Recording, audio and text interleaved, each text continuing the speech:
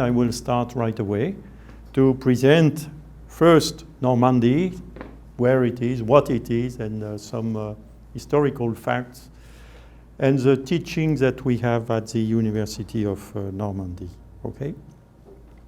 So first, where is Normandy? Okay. So here on the left-hand side, you can see a map of Europe, at least Western Europe, because Europe is supposed to go to Ural Mountains. After it's Asia. Okay, so it's in Russia. So here you see plenty of small countries. Okay, very small countries. Some are so small that it's difficult to see them, and the biggest country is France, okay, 500,000 square kilometer, okay. But even that, it's not that big if you compare to China, Russia, USA, and so on. So this is why, to counterbalance the power of China, USA, and so on, progressively Europe is building again, okay. So this is France, and in France we speak French, okay? And here, if you magnify this region, okay, you will see that here Normandy is there. So it's in yellow here. Paris is there, where I'm spotting the leather, okay? So a little bit northwest from Paris on the Seine River. So it's a river which goes through Paris, and through Rouen, and through Le Havre. Here, you have this region, Normandy. Okay, so this is for geographical location of this region. Now, this region has been inhabited for a long period of time. Actually, even during Neolithic period, so 10,000 years before Christ. It was already inhabited, okay? So, and the reason for that is that we have a nice river with a gentle flow, so you can navigate on that river. And of course, it was a way to import goods, to export goods, to transfer people and goods, okay. So this region has always been inhabited, and before Normandy, and after the Roman invasion, it's more or less at minus 50 years, okay, before Christ. And then this was called Neustrie, okay, and it has been the Neustrie for centuries. And then before the Roman, it was the Celtic people were living there. And the Roman, much more organized, at least militarily, could easily defeat all the Celts, which were not well organized. There were some tribes only, and the Romans were extremely well organized, so they could defeat them. But it was a blessing in disguise, almost, because the Celts could not write anything, and we know things for sure, so history became when the Roman arrived in this area, okay? So still at that time, fishery and productive farming was the main characteristic of Neustrie at that time, and the climate was already mild climate and humid also, as it is now, okay? So, after the collapse of the Roman Empire around the 5th century, it was really dark ages for all Europe almost, because then it was full of wars and anarchy everywhere. And among those people who were putting the mess everywhere were these guys coming from Scandinavia. Okay, Scandinavia are countries that I can show you here. Okay, here is Scandinavia. So you have Denmark, you have Finland, Sweden, and Norway. So here Denmark, here, and all those countries here. Suddenly, those people were maybe too many for the crops they could get, and then they invaded on a regular basis such region here and all the coast down to Spain, okay? And it was absolutely terrible, okay? They rape women, they kill monks, and they steal everything, so it was absolutely terrible. And this has been put to an end by the King of France in 911. In 911, there is a treaty, Saint-Clair-sur-Epte, okay, a very small city. Epte is a river, by the way. And by this treaty, Roland, the chief of all the Vikings, accepted to become Christian, okay, which was a big change, because as he was Christian, he won't kill the monks, he won't kill all the clergymen and so on, he will respect that. So he became Christian, and all his army also Christian. By the way, he also received a daughter of the King of France as a gift, okay? And then he could become the Duke of this area, which is shaded here, okay, which is more or less what we call now the North Normandy or Upper Normandy. Okay, Upper Normandy is there. So that was the land which has been given to him at the beginning at Roland. And of course, this guy was not happy with that, so he progressively expanded, you know, to give what is now Normandy. Normandy is all of that now, okay? So you have to understand that those guys were giants. They were all as tall as that, okay? More than 2 meters, more than 100 kilos, extremely strong, okay? And they were very good warriors and very good sailors. So nobody could do anything against them, okay? So it was fortunate that at the end they could settle here and they could become quiet. Okay, well, they kept doing bad things all over Europe. Even in Sicilia, they create a kingdom in Sicilia at the moment. Okay, down to Italy. So I can go back once again. Here, they create a kingdom here. For 200 of years, this kingdom remained. Okay, so you see, they were extremely good sailors. So good that they probably discovered Greenland. And the son of the discoverer of Greenland went even to Canada, what is now known as Canada. So these boats are called drakkar. So I can write what is the name of that.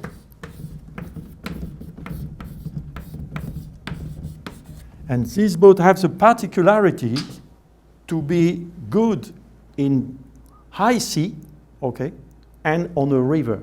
You can use the same boat, okay? So they were very skilled at navigating, and they could invade. They just been stopped at Paris. They couldn't in Paris. There were too many people against them, and but where they were going, they went into Russia, Ukraine, and so on. They invaded a lot of different countries, okay? And then at the moment they settled, and here is the starting point is Roland, you know, 911, 942, and then his descendants, okay? One important thing that the granddaughter to Roland was a girl, Emma, who became the wife of the King of England already. And they were Saxon, those guys, okay? Saxon have nothing to do with Vikings. Vikings were blonde, okay, with blue eyes and giants, almost all of them, okay? And then you see the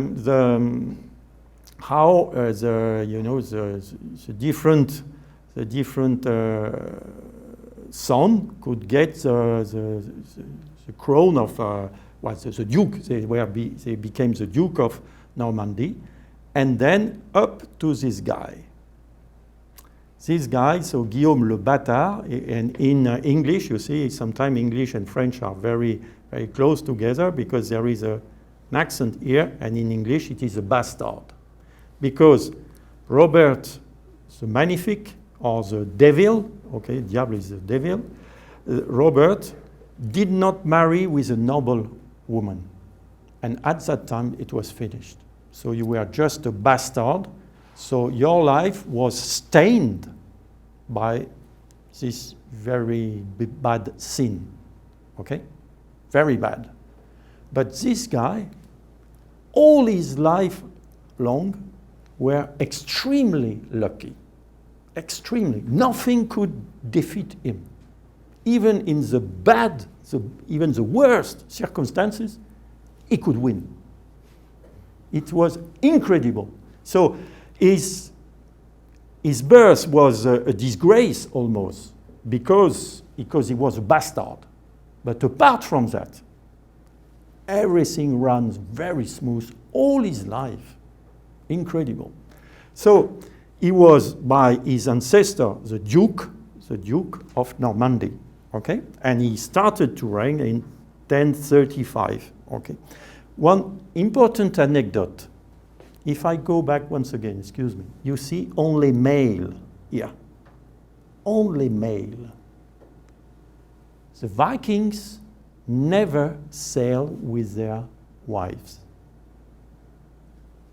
Which means that in 1020, let's say, okay? 1020 is just 1 century almost after Roland settled. His father could not find any teacher to teach him how to speak Danish. Because we still say the mother language, the mother tongue, okay? So as they did not settle with their wives, okay, they married with Celt women, okay, but after 3 generations, no one could speak proper Danish or Swedish or those Scandinavian languages, okay?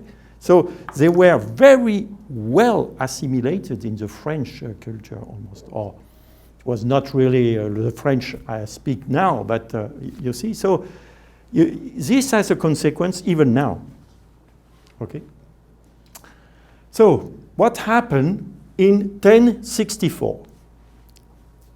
In 1064, this guy called Harold, aristocrat, you know, well positioned among the Saxons in England, was trying to plot to become the future king of England. And at that time, the king was Edward the Confessor, okay? But Edward didn't have any descendant, no daughter, no son. So he knew, this guy, in advance that will be troublesome.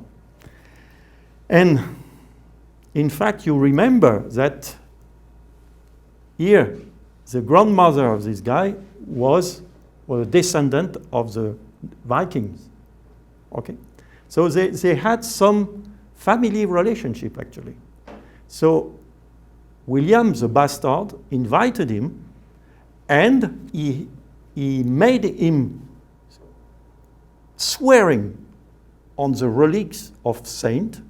So he made an oath on the relics, saying that he will give William the priority to become king of England in case Edward will die without descendant.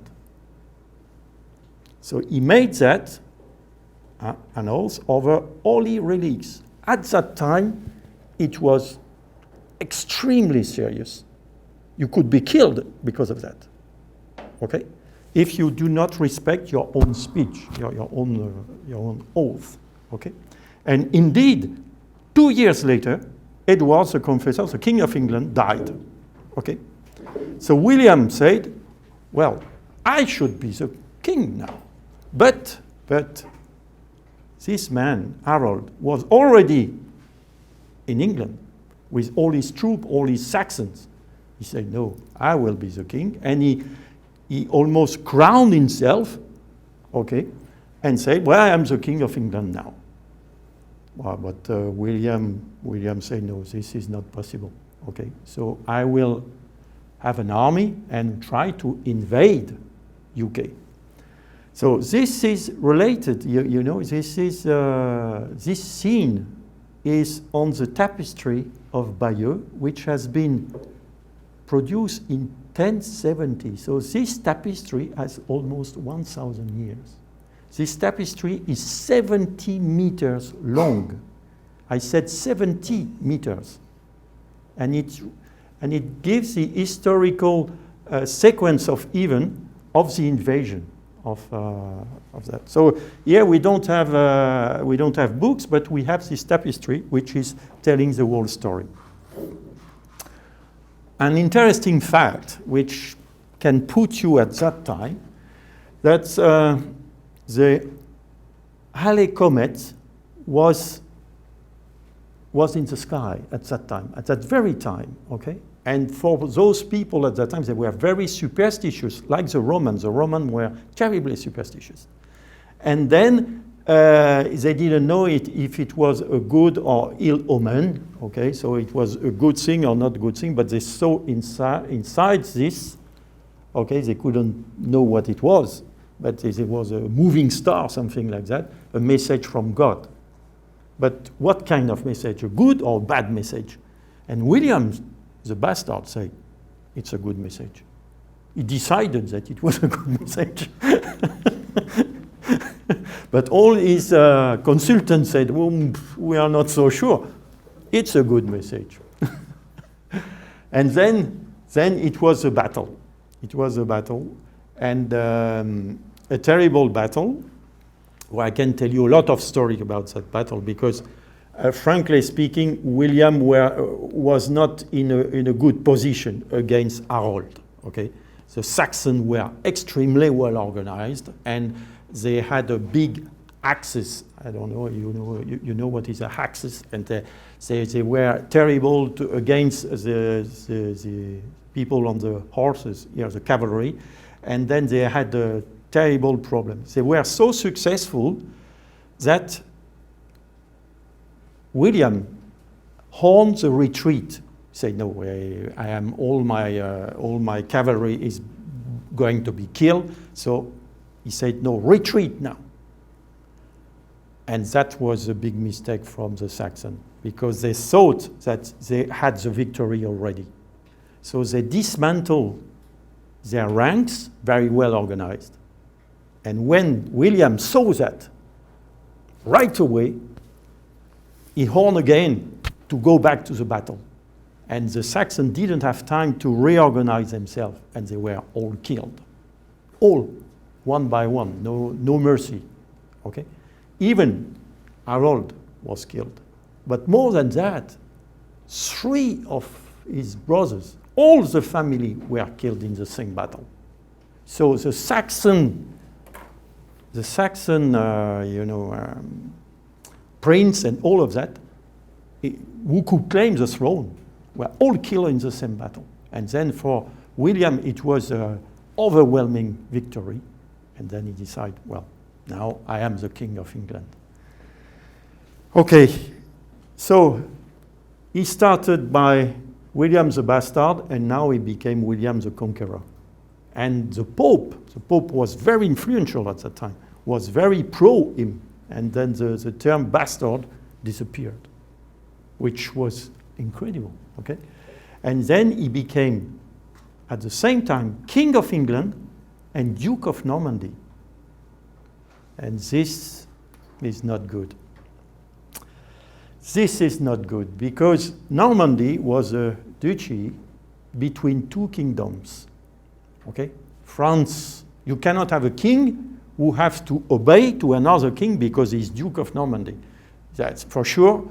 You can imagine that sooner or later you will have a problem. And then by a trick of law in 1204, Normandy is back to King of France.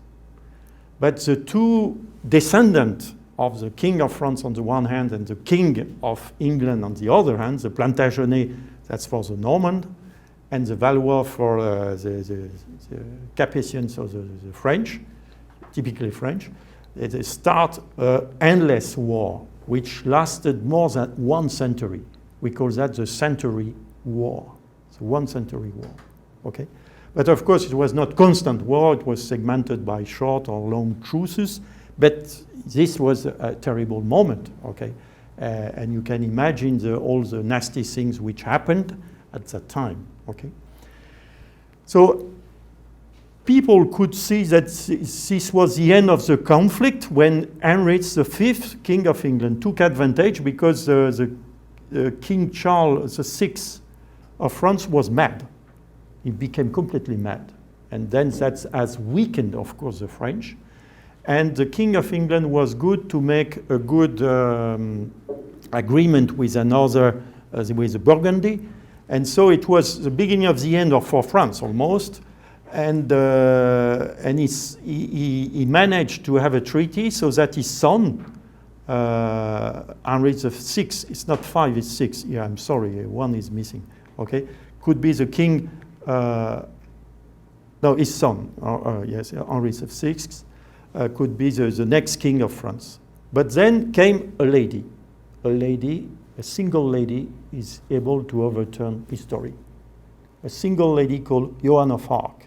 There is a film on that. You can see this film, okay? And Joan of Arc started to regain, okay, completely confidence and legitimacy of Charles VII, not the 6th now, it's the 7th. And then she started a crusade to liberate France and Normandy from the English, okay? The English and Norman was almost the same. And still now, she celebrated the 30th of May in my city in Rouen, because she was burned as a witch, okay? They said, well, she's a witch, she's not a normal lady, okay?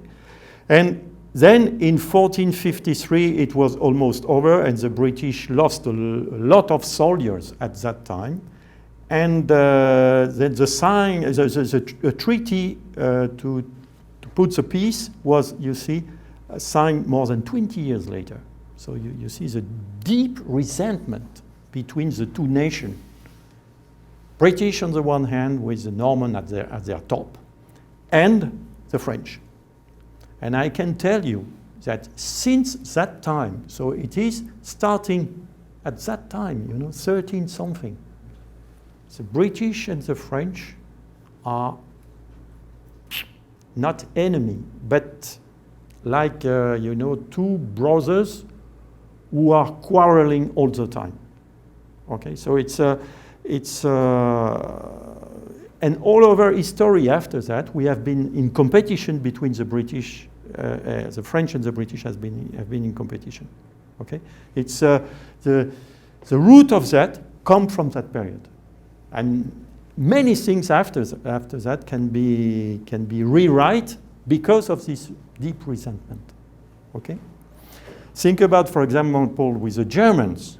We have been at war with them 3 bloody wars. 1870, First World War, Second World War. But we have no problem with them. Still with English, always problems. Okay, so you see, it's the roots of that are much deeper. Something, yeah, okay. So we stop with the war and so on, because now Normandy is a peaceful area which has been incorporated, you see, in the 15th century, and after no big trouble.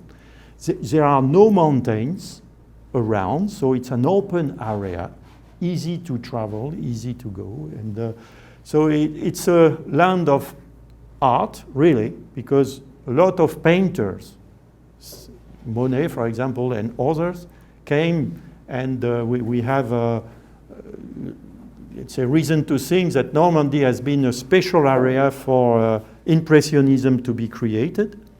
Literature, we have a lot of very good writers. architecture, music, etc. And of course, cuisine. One of the particularity of the cuisine is that the greasy ingredient is not oil, it's not really butter, it's more cream, which is very healthy, by the way. Okay, so if you visit Normandy, you will have some recipes with cream. So it's too high and too cold and too humid for having vineyard. So we have cider, okay, which you know what is cider, okay? And then when you distillate that, you have a schnapps, which is Calvados, okay? And you know, some of you, the cheese from that region already, okay? About architecture. This is a typical house in the country, you know? So it's made of timber. You have timber in oak. Most of the time it is oak. And to fill the space between timber here, it is clay material, okay? And then makes very good insulation, by the way. It's better than everything we have done so after, okay? And the roof, you know, this is typical, really. The roof is made of thatch. You remember Mrs. Thatcher, the Prime Minister? Thatcher was, okay, the man who makes this roof in thatch, okay? And you have another one. Sometimes instead of just, you know, plastic, or I don't know what they put here, you could have even iris plant here, okay? So you grew some flowers just on the top of the roof, okay? So this is a typical, let's say, house in the country. You can see thousands of that still now, okay? Now about the city of Rouen, just to limit to Rouen, because this is one of the cities which has been preserved, so the bombing of the Second World War. Here is a cathedral, okay, with, you know, it's how it is carved here, those stones, okay? So we call that flamboyant Gothic style, okay? And the Cathedral of Rouen is maybe the best example of that, okay? So it needed centuries to be achieved. And actually it's not completely finished, okay? But nobody cares now. And at night, during summer, the cathedral here is illuminated, and you have a show which contains light and sound and music. And it's very nice, very peaceful. Every night, it's free. You can just stand here on this square, and then you see that. It's absolutely marvelous. Here is a typical street, you know, with this timber and clay house here, another one just close to that. And this is, you know, a passage which was one of the doors of the very whole city. This is the only one which remains, actually. And this is a clock. And this clock is dating 1370. Okay, we still have the mechanism. Of course, this is not this mechanism which is used now. And you have a single needle, because at that time they used just one needle. And in Salisbury, south of England, at this Norman period, you can see the same clock in the Cathedral of Salisbury. Okay, so now a bit of economical hints. So Normandy is a land of production more than anything else, and trading activity because of port. Okay, two big ports. Okay, so it's the first port for wheat exportation, millions of tons. Okay, every year goes from Rouen port. Gas, oil containers, and then these are the two ports which are on the deep activity. For France, it's the biggest activity. So here is then the soon, because it is divided for the moment in Upper Normandy and Lower Normandy, but soon, maybe next year or the year after, it will be merged as a single Normandy again, and probably Rouen, which is the most populated city of all of that. So all in all, it's 3.5 million. So you see, the density of population has nothing to do with Japan. Okay? It's incredible. Yeah. Let's say one city, Osaka, for example, it's 3 times more than all of that. So here, of course, the density of population have nothing to do with what we have in Japan. Okay, here in Upper Normandy is 2 million. Okay, here, for example, one is 500,000 only. Okay, here 400,000 here, and then 300,000 here. Okay, and after it's even smaller cities. Okay, so it's surprising for you probably. Okay, but you see the long coast here makes this region open to the sea, and here is the Seine River. You see the Seine River. Yeah. One important spot is there. Also, it's Mont Saint-Michel. I forgot to put Mont Saint-Michel is a well-known over all Europe because many people gather here. It's only spot for Christian. So, second topic now, I move to Normandy University, how things are arranged.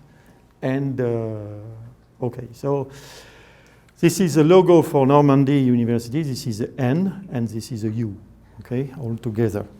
So, Normandy University, so you see Upper Normandy, Lower Normandy, but soon we could forget about that. So Paris is close. It's good and bad, because Paris is as big as Osaka.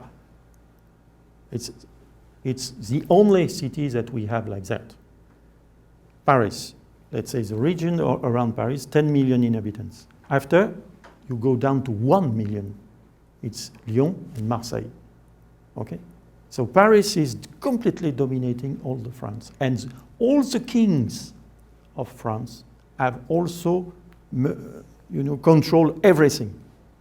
They were very, very much concerned with controlling this big part of land. So we are the most centralized country in Europe. Paris is deciding for everything, even still now. But here Normandy is trying to emerge as a power to decide for itself. So here is Rouen. This is the University of Rouen. The University of Caen, the University of Le Havre, and then you have some schools here scattered among Normandy. But basically there are 3 universities. 3 universities and 2 schools of engineering. Here in Rouen and another one in Caen. Personally, I teach here and I teach also in Caen. So I have to take my car. It's 100 kilometers, let's say. So and once a week I have to teach in Q4. I have to teach over there in Master 2. So about Normandy University, if we take all in all, it's 70,000 students within these 3 universities, 2 schools of engineering. We have 2,200 PhD students. And you see the number of staff and so on.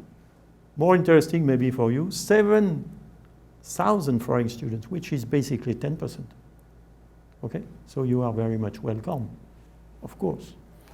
And there are a lot of international partnerships, of course, and you have a wide offer of different laboratories and so on, and we will look at the basis of that.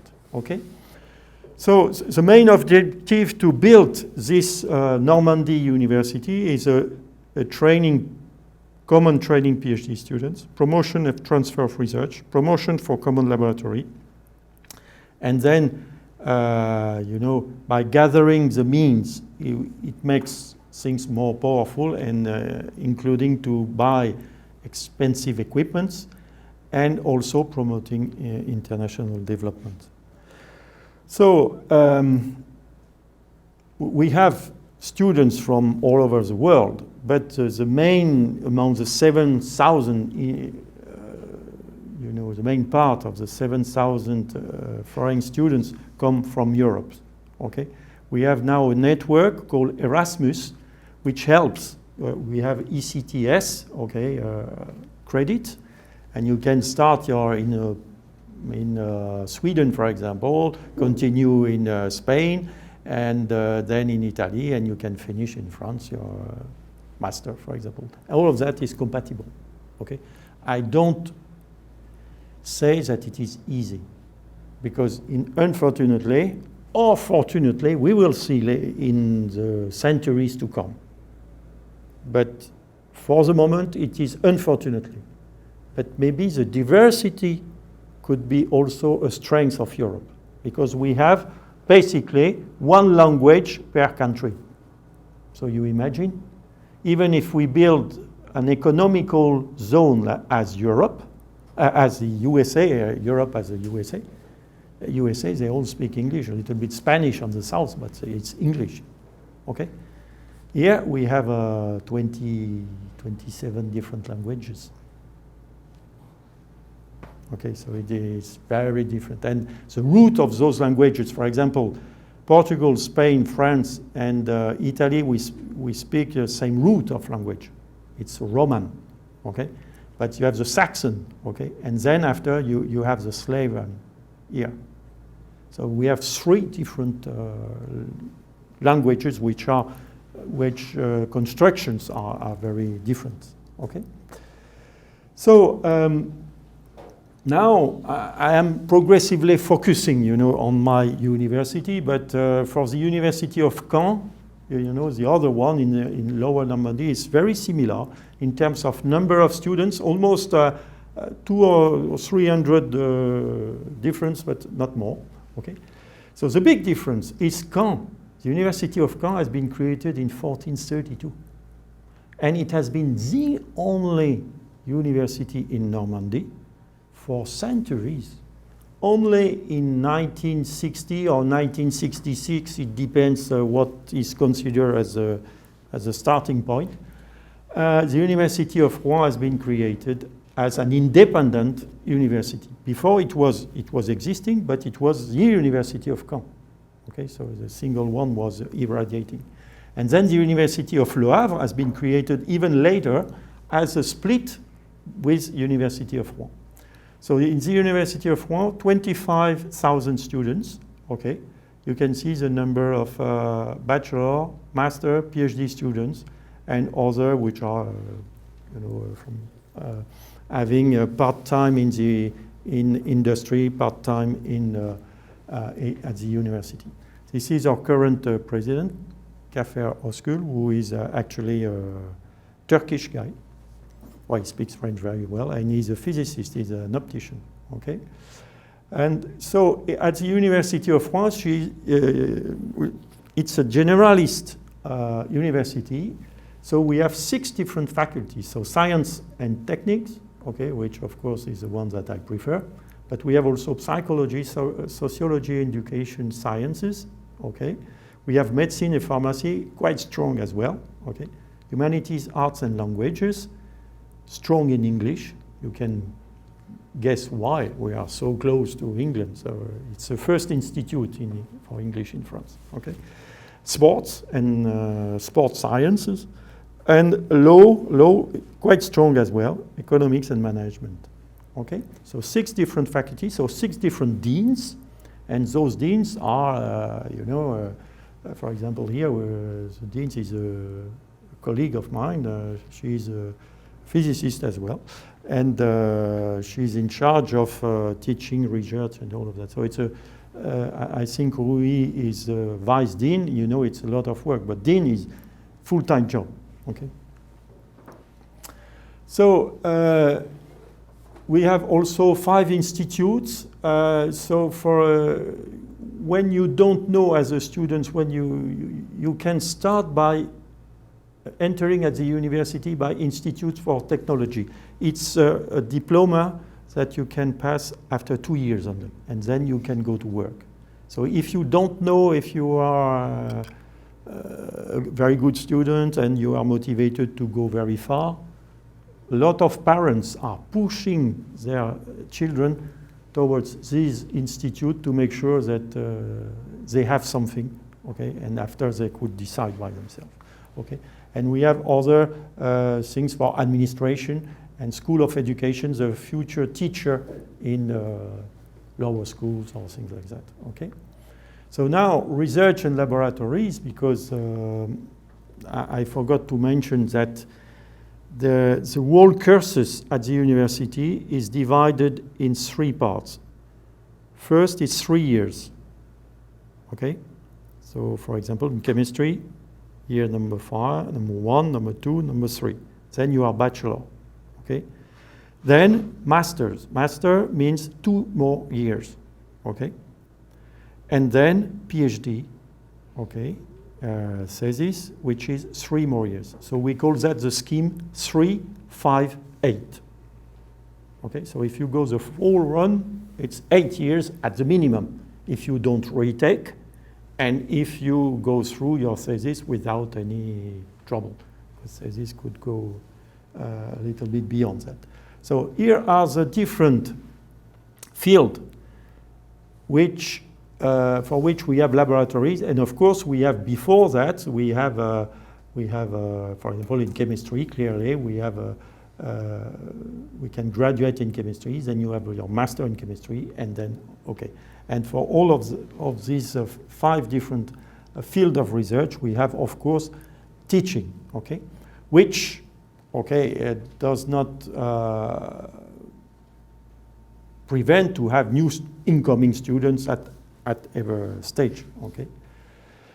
So some of these laboratories are big enough and good enough to be affiliated to the CNRS. CNRS is the body which is governing research in France, except for medical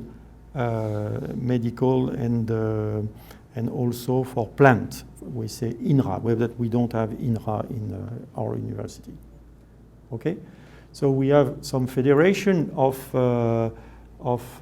research as well, and one strong is Normandy Mathematics. Okay, and I belong to the Institute for Material Research myself. Okay, so we have different, as you can see here, and we have 7 schools of doctorates. That's pretty new, because before I mean, only 5 years ago, we didn't have this school of doctorate, and every supervisor could decide by himself how long a thesis could last. Okay, but some colleagues were not terribly fair, and okay, so now everything is regulated inside the school of doctorate. The supervisor can still decide, but you know, it is framed, let's say. You cannot do anything.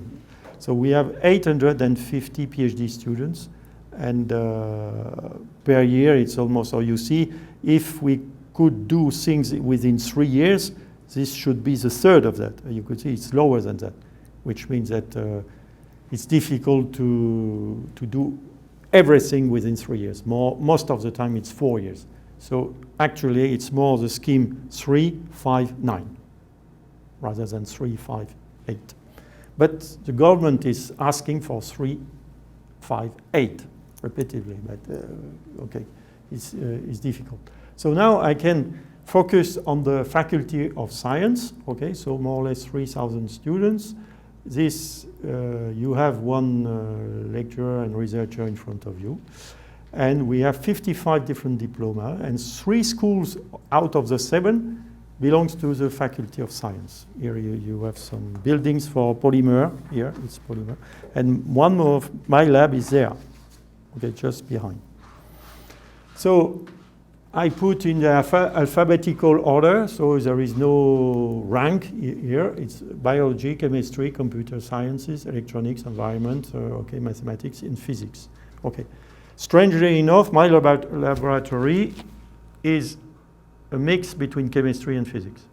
So we are sitting on the fence. Okay, so it's possible to be in between, let's say, for some laboratories. Okay, so now I can briefly explain what is inside, for example, a master degree in mathematics. I don't know if there is any mathematician here, no, not so many maybe. Okay, and so you have always the same scheme. So you have 2 majors, okay, so some majors, And then after you can decide some options. Okay, so I don't know if the scheme is the same here. And for computing, science, and processing of information, it's the same. You have 5 major, and you have to decide 2 out of 5. And so this is the school of doctorate in which I am. And for master, I am also teaching in science of materials in physics. Okay, so this is where I teach. But you have energy, fluid, and optics inside. Okay, so that's for the major. In chemistry, so as in many different universities, organic chemistry is very strong. Okay, this is their building, and we share this building with them because this is the logo of my laboratory. Okay, so we share a little, let's say, one eighth, let's say, of this whole building is our facilities, but sooner or later I will get out of this building to have a completely new building for us. So you know, 2 laboratories. Okay, so it's a big laboratory for synthesis and well known in France at least. And in biology, okay, we have also good teams. Okay, and some of them are affiliated to the CNRS and INSERM, so which is a label of quality. And then also an important department in the university is the faculty of medicine and pharmacy. Okay, so they are wisely 3 together inside the Rouen downtown. You have here the hospital, okay, a big hospital because this is the hospital for the whole upper Normandy. Okay, it's a referent hospital for the. So it's you see the number of beds and so on. Okay, and here you have a good cancer center of research. Becquerel is a Nobel Prize. He's a guy who discovered radioactivity. Okay, you see his name is resembling to mine. It's a typical Norman name, and the Faculty of Medicine and Pharmacy is there. Okay, close to that. So my daughters, for example, studied here, 2 of them. Okay, and then this is another view. You know, the Seine River with an island in the middle. Here, you have another part of the river going there, and you see it's very peaceful, and you have a lot of loops like that. And the old city is there. This is a cathedral, okay, with a spike very high, several hundred meters here. And this is a dwarf. And the old city is there, okay. When it was medieval ages or even before, only this part was inhabited. Here, on that side, it was only marsh, and things not that good, okay. But then it became after the 16th century is progressively inhabited after that. Okay? So I thank you for your attention. I am ready for questions.